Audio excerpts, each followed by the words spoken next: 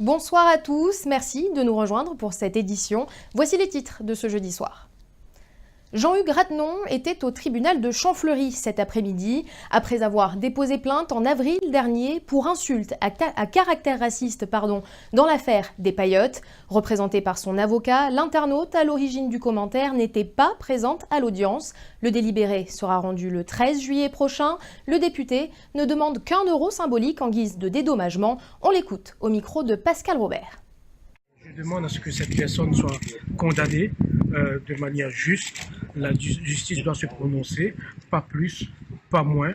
Le racisme n'a pas sa place dans notre société, d'où qu'elle vienne, je répète.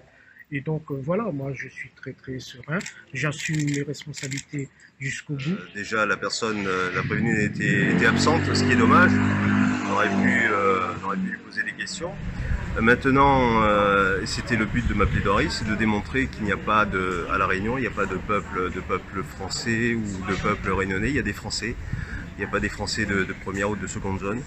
Parce que c'était clairement ce que cette dame mettait sur son poste, qu'ici il y a des singes, et en plus cela intervient dans un contexte de l'affaire des paillotes, c'est une poudrière et ça aurait pu être la mèche qui aurait pu déboucher sur des dégâts. Toujours dans l'affaire des paillotes, nouvel épisode devant le tribunal de grande instance de Saint-Denis cette fois.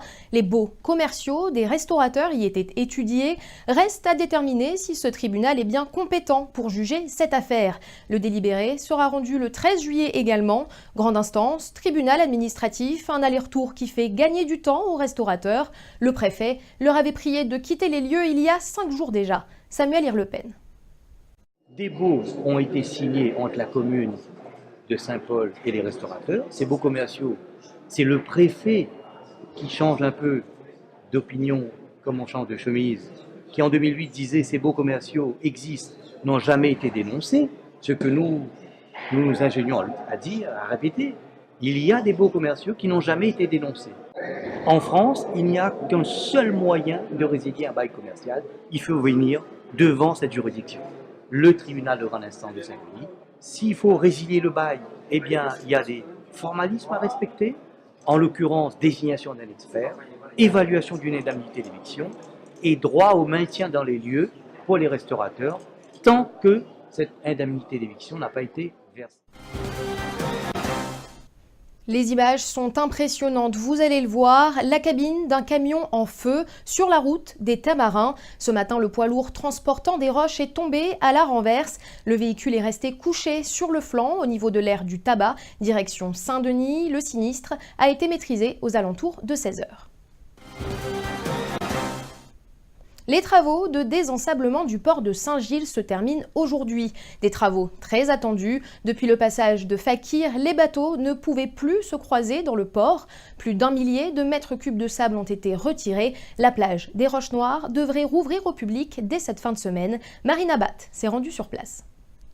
Ce sont les mouvements de houle, alors en période cyclonique ou en période australe comme en ce moment, qui créent des mouvements de sable sur la plage. Et quand le niveau devient trop conséquent, le sable se déverse à l'intérieur du port. Donc ce qu'on est obligé de faire, avant c'était la mairie qui le faisait parce qu'ils étaient responsables du port, maintenant c'est le TCO. Ce qu'on est obligé de faire, c'est de venir régulièrement retirer le sable pour le remettre sur la plage. Oui, il y a une obligation déjà de positionner le sable extrait en tas pour qu'il soit décanté. Donc pour que l'eau s'échappe et que le sable ça sèche naturellement. Et ensuite, après, on réétale le sable sur la plage. Et donc, on doit en début faire des prélèvements de sable pour vérifier la nature des matériaux qui seront à remettre sur la plage. Il y a une surveillance, donc il y a une analyse de ces échantillons. Il y a des mesures de turbidité pour éviter que les eaux ne soient pas trop noircies avec les matières en suspension pendant le chantier. Elles s'entraînent pour les championnats de France de tir à l'arc. Léna et Anna n'en sont pas à leur premier. Elles pratiquent la discipline depuis plusieurs années, un moyen de s'évader, de s'exprimer pour les deux adolescentes. Chaque année, plusieurs licenciés réunionnais parviennent jusqu'aux championnats nationaux. Voyez plutôt. Les championnats de France, pas encore trop stressé et puis on s'entraîne pour donner du mieux pour la métropole. C'était un sport où tu peux pas réfléchir à côté, tu es obligé de te concentrer sur ta flèche et donc du coup tu penses pas au truc du quotidien. Donc voilà. J'aime bien aller voir mes flèches en cible parce que tu sais le résultat de ce que tu as donné et puis donc c'est toujours plaisant de voir que tu as fait des bonnes flèches. J'ai commencé en regardant les Jeux Olympiques de 2012 à la télé. Voilà. Qu'est-ce qui t'a marqué quand tu les as regardés? Je sais pas, j'ai été fascinée, du coup j'ai voulu continuer et essayer. J'aimerais bien participer aux championnats de France à venir et aux Jeux Olympiques de 2024 à Paris.